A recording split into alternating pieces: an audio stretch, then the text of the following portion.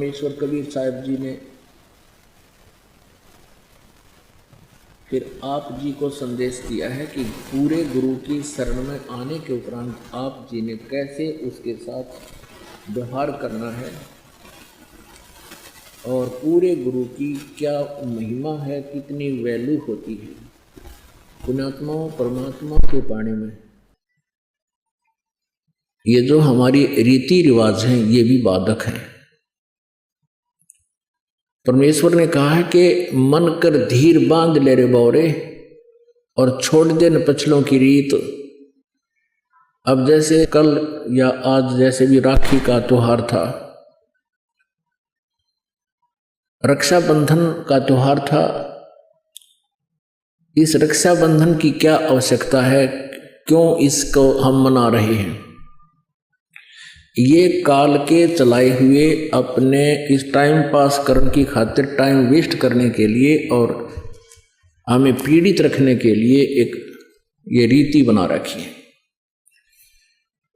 अपनात्माओं इस ज्ञान से परिचित होने के बाद हमारी आंखें खुल जाती हैं और जो समझदार बच्चे हैं वो इस बात को स्वीकार कर लेते हैं कि संत जो कहते हैं परमेश्वर का आदेश होता है, तो फिर वो स्वीकार कर लेते हैं, फिर वो समाज की नहीं मानते हैं। एक बहन ने बताया कि जी उपदेश लेने से पहले मैं राखी बांधने के लिए अपने भाई के वहाँ घर गई। वही रक्षाबंधन का दिन भाई की इंतजार कर रही थी।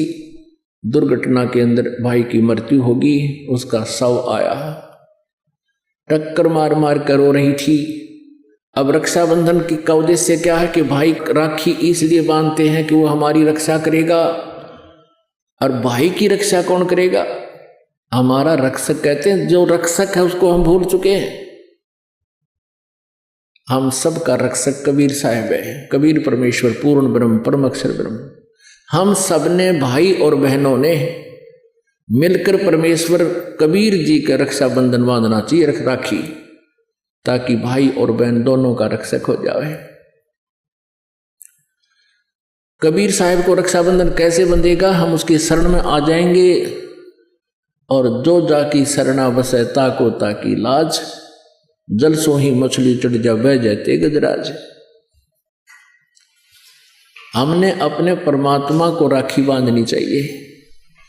और दूसरा एक और दुख पैदा करती है ये रक्षाबंधन का दिन, जिन बहनों का भाई नहीं, अब वो रोती हैं पिछले कमरों में बैठ कर अकेली, आए हमारा भाई को नहीं, हम किसके राखी बांधेंगे? कोई चाचा के, कोई ताऊ के, कोई मामा के भाइयों की मुंह की तरफ ताकेंगे हैं और फिर वो न सोचेंगे या पैसे लेने की मारी यहाँ आ जाती है, चाहे ना कहें पर अंदर में जरूर अवश्य होगा, ऐसा होगा। और हमने ऐसा ना करना है। हमने अपने ऊपर कर्जा नहीं चढ़ाना किसी का। तो इसलिए हमने रक्षाबंधन का त्योहार कैसे मनाना है? परमात्मा का नाम ले लेना है। और फिर ये 10वां दिन यहाँ त्योहार होता है, सत्संग होता है, इसमें आकर के हमने इस परमात्मा के ज्ञान को सुनना है। तो ये इस तरह की जो रीति रिवाजें हैं ये हमें पीड़ित करने के लिए है, हमारे को एक दूसरे से दूर करने वाली है।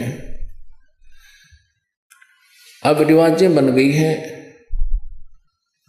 कि बहन राखी बांधन आवेगी, उसको कुछ देना पड़ेगा, एक मजबूरी सी बन गई।